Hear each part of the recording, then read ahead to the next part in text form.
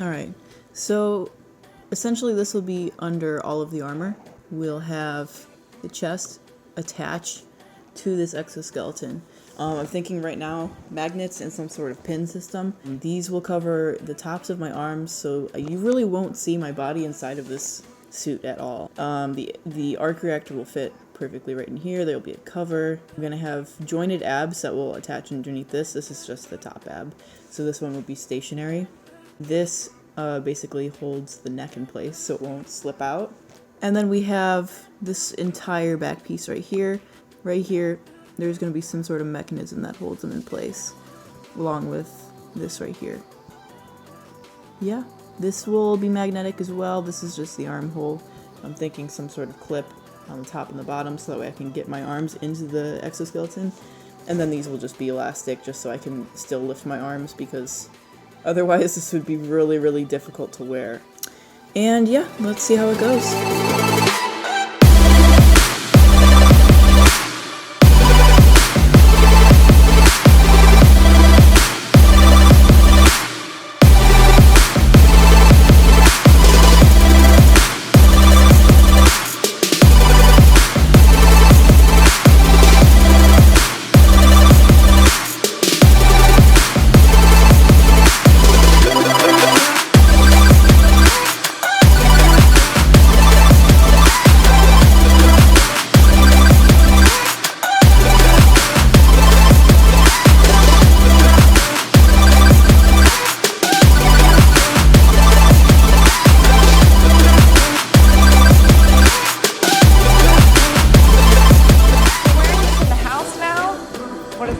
Mark 15? Yeah.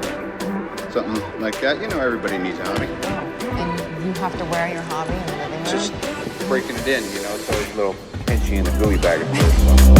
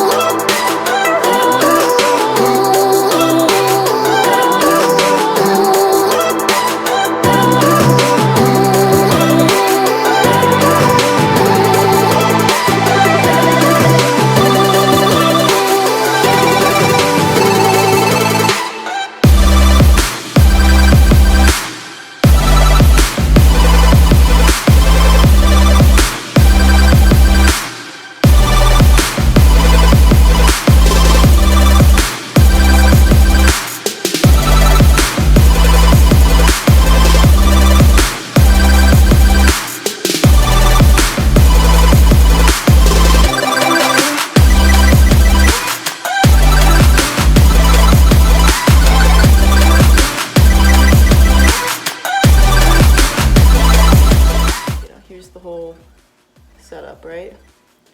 And then here's the back piece. And so I'll put like a little clip of the little mechanisms I popped in that hold everything together, and then some other clips of like the paneling and stuff that I'll talk about in like the next video. But I just wanted to show you how everything assembles in this. The arc reactor, right now it's just hooked up to this mini battery pack. I plan on probably making like some sort of central power system, but it's pretty cool. I think the battery's actually dying right now. What I did for the armholes, I have those little clips right there. They're just little center release buckles. So yeah, this whole back piece just comes off, and that way I can do that on at least one of the armholes and get my arm in there. Otherwise, you're not putting this thing on. Like it's solid. So then this whole thing, basically, you can see there's like a little latch mechanism for each piece. I don't know if you can even see anything right now, but it basically just pulls apart. The mechanisms are tight enough that there's nothing else holding them in place except for that. Just trust me when I say that I'm just pulling this apart, because I can't hold it up and do it at the same time. I'm just gonna do this really quick. So this is just the back piece. In my original model, I had more of these guys right here, but I decided against it because it really had no like real importance to it. It was just kind of there. I can actually show you guys, put it on really quick. Pop my arm through it. Like that. Pretty simple. Turn this on for good measure. But this one's open right now. I could pop it on, but I'm not going to. I just wanted to show you. It's pretty easy to put on. This, on the other hand, is a two-person job because my arms don't reach far enough back. I really need my own suit-up machine, but maybe future build. This arc reactor will be completely removable. I can take it out right now, but it's not welded together yet, so it's just going to tumble out, and so I'd rather not take it out yet. I'll talk about that in the next video, and in the next video as well, I will also talk about all the panels and how I plan on attaching it to the exoskeleton. So here's a better view. I don't know if this will help.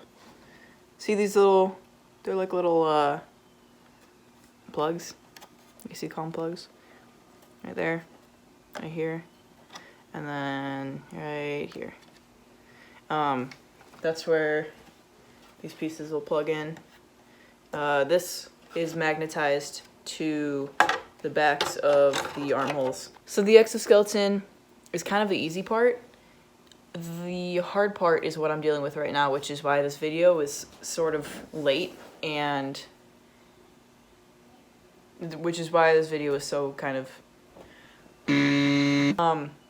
right now I'm working with designing. Right now I'm trying to design the pin system that will basically hold the panels in place.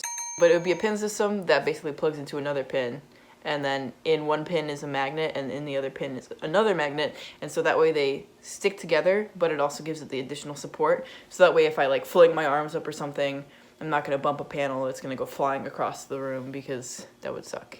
I'll put a clip somewhere showing what panels I have right now.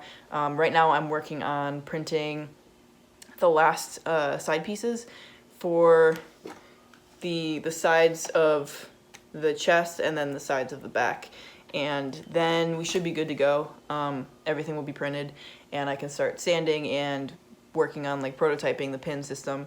Oh, well, one more thing. I have the neck printed, which I know I showed in this video, but I really never went in depth with it. There's 3 separate panels. So here's the middle one, here's the bottom one, and then this is the top one, the top neck piece. There's this little like nib right here. It'll attach to the back inside of the helmet. It all fits into each other like this, and then when the helmet is holding this up, it's held up in the up position, or once you like take the helmet off, it'll collapse back into the suit, so it'll look like more like this.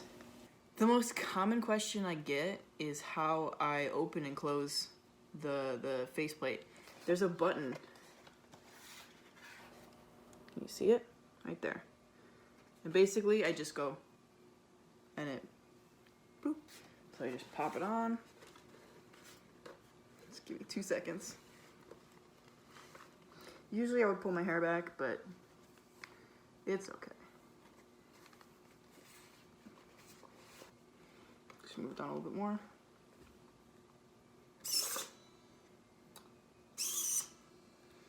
So, I actually can't see through the lights yet. They are clear, so if this flipped down and the lights weren't on, I could still see. But I think just the brightness of the light makes it a problem. However, I can see shadows, so if I'm ever at like a con and like this happens to flip down, it's fine. I can kind of see where I'm going, but it's not fun. It's a false sense of security because you can see just vaguely in front of you, and that's literally it.